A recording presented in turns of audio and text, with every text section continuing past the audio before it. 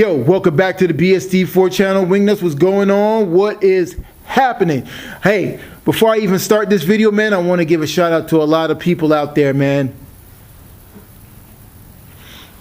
Like I said, man, I just really want to thank you guys for even commenting on the last video because, you know, I'm trying to balance between cars and bikes and cars. And most guys who have a bike, they have a car. And most of you guys who have cars used to ride, maybe want to ride, or do ride. So the combination of the two is inevitable in most cases. You know what I mean? I was really trying to be partial to the Crown Vic community and, you know, the Ford community and everything like that. But most of you guys out there, real gearheads, have ridden. No matter if it's a Harley, no matter if it's a dirt bike or whatever, man, or like a mini bike. You know what I mean? So it's like a no-brainer.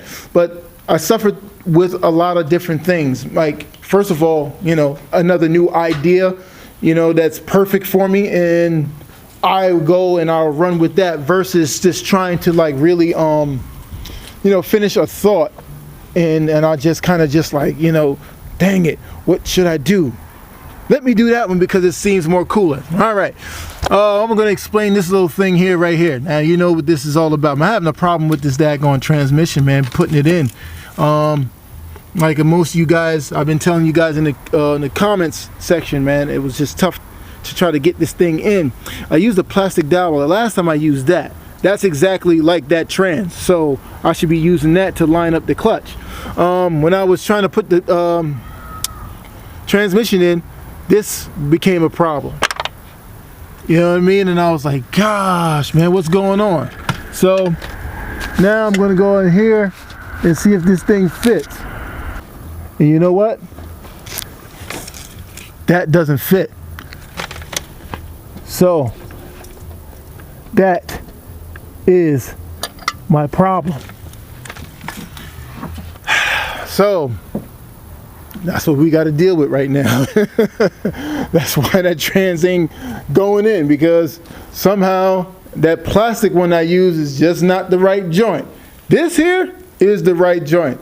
So now I got to go loosen that clutch up underneath there, and then, you know, hopefully slide this through. And if it fits, we're good. If it don't, pilot bearing got to come out. I forgot to test it. More likely it was the right one. I used the same part number, but you never know. I'm skipping a lot of scenes. I was supposed to be talking and everything, but I wasn't really talking too much. I was basically cursing. See this bolt here? That bolt there is now stripped. Nah. Ooh. Either I take the engine out or I find some other way to do it, but it's cold out and my brain cells are like next to zero. So, you know, this is a perfect segue, man, to really like talk about a few other things, man, like these setbacks here. You know what I mean? You try to figure out what is the meaning of these setbacks. So you're going too slow or you're rushing, but you feel like you're not rushing, but you are rushing because you put a bolt in that's really not supposed to be in there. That's either I'm overthinking, underthinking, or just thinking I shouldn't be out here in the cold doing this. You know what I mean? But I'm trying to get a little bit of progress. I'm not trying to do a full 5-hour job on this, but I'm just trying to get and move things forward. Like I even started to kind of like wire up and some stuff. Now, to explain this, I will use this just to start the engine, get it to run good, and then I will put in the COPs with this style of ignition. You know what I mean? And I can't get to that until I get to putting the transmission on, and then the fuel system, and then some other things, intake, all this other stuff that I have to do. It's not time consuming. It's the fact that, you know, I don't have a warm shop. Also too, it's just like another failed attempt on me trying to get something done. And you know, sometimes the pain really sets in heavy, man, and you sit there and you're trying to figure out, man, what the heck does this mean? I don't know what it means. It just means I made some bad decisions. That's all it means. You know what I mean? I didn't check that. I put a plastic one in. Who would thought that a plastic one would be a problem? So it's basically didn't get that going on today. Even I ran out of this too. It's just a lot of different things. It's just not coming together. And I know most of you guys out there, you go through it and you try to figure out what it means. What does this mean? And what this means that when you come with problems, man, you know what? You sit there and you say, you know what? That means you're getting close to whatever you're trying to achieve.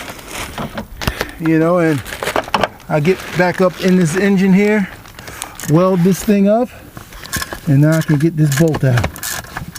You know, this is life, man. This is life.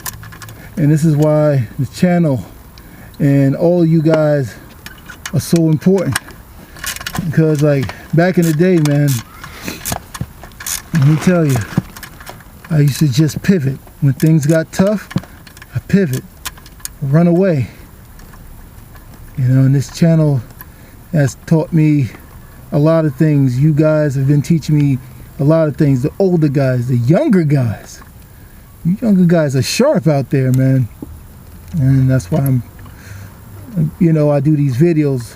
You know, it's just a whole, it's life. You see that? Look at that.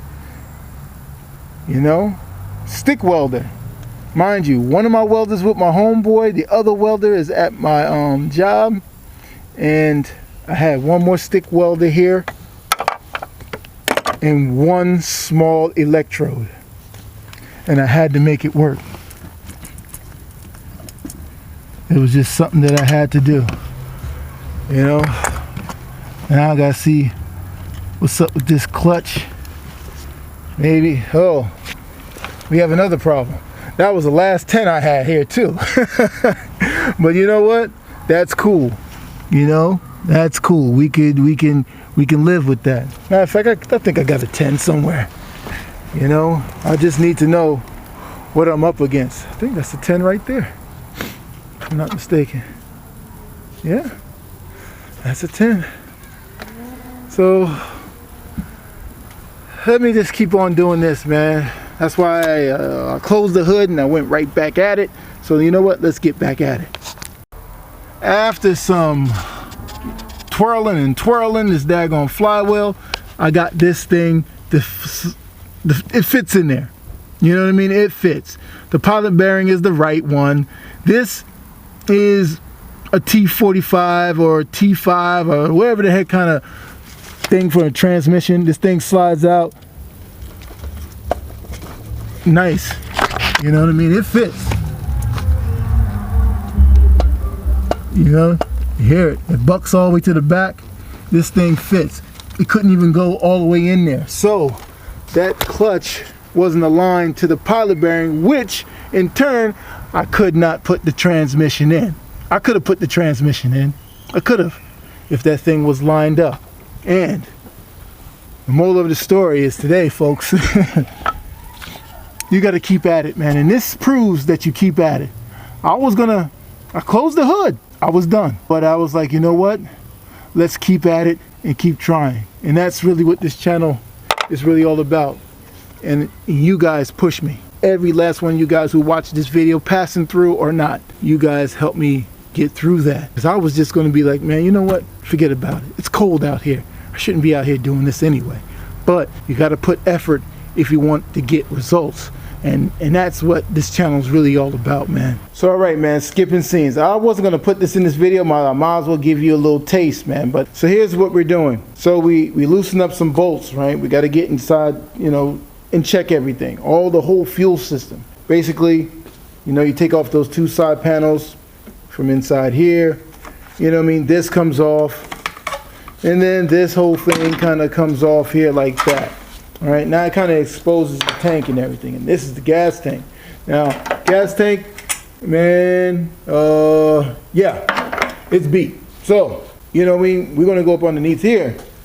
This is where we really need to get things going. As you can see, there's rust up in here, moisture, leaves, and everything. So, you know, we gotta definitely check it. That's why with those videos that you guys see when things ain't starting over 30 years and everything, it's kind of crazy that they do that. You know, it's just kind of wild. You know what I mean? You're just kind of doing more damage to the engine than anything else. So you go in here, lo and behold, right? You see that, all right? That means a rodent was in here chillin'.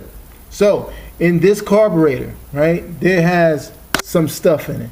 Don't get me wrong, the filter helped it. It's just best to really go in and really just, if you really care about what the car that you're about to, like, you know, mess with, some kind of vehicle, man, you gotta really care. Just a little taste, man. You know, open up the air cleaner, check out the fuel, don't give it no dirty fuel. You know what I mean? So, you know the tank is bad, we know it's that, we know that the carbs are bad. If the carbs are not bad, we're good, but 9 times out of 10, they're bad. You know what I mean? You clean them, you get that situated, you get the point situated, you get the fuel pump situated, because if that looks like, if this looks anything, or if that looks anything like this, well, you know the situation there. So, man, thank you guys for watching this episode of Build Something TV. Hope you guys were enlightened. We'll see you guys on the next one, man. All right? Later.